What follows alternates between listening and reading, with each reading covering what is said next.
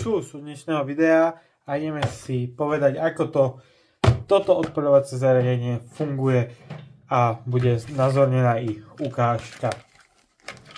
Takže ako prvé si otvoríme tú krabičku. Mne sa to zaplo, tak som to hodil. V balíku budete mať ešte také 4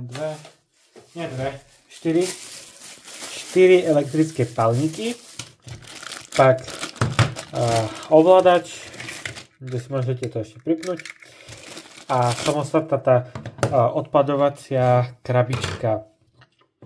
Krabička je bez batériek, ovládač je už s baterkami. Pod takou krytkou máte ABCD, keď tu zmačknete, tak tu vám zasvietí a tu ešte si ukážeme. Takže tu na boku sa to zapína, vysunieme sa antenky.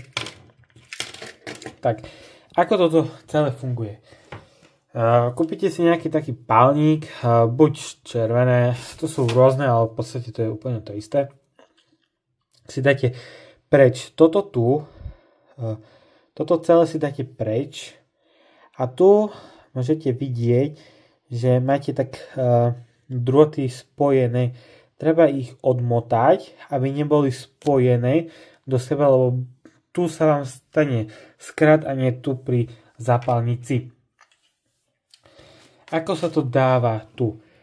Budete mať to rozdelené, tak len takto si zmačknete čiernu a červenú čo to je? Tlačítko a do týchto dierok to vložíte. A správne to tak zistíte, že bude viacej tá dióda svietiť, kde ste to dali, ako tie ostatné. Ako prebieha sparovanie a toto? To máte takže máte Ačko, Bčko, Cčko, Dčko.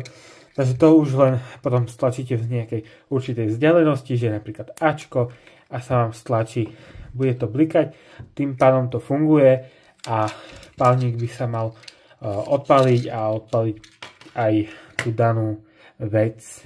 No, to je všetko. Baterky sa dávajú do tohto zariadenia tak, že otočíte zád a tu potiahnete a máte tu priestor na baterky. Dobre, toto bolo všetko z tohto nie že videa, ale z tohto, ako to znázornenie to funguje, a pustím vám, ako to funguje v praxi. Hej. A u ďalšieho videa čau!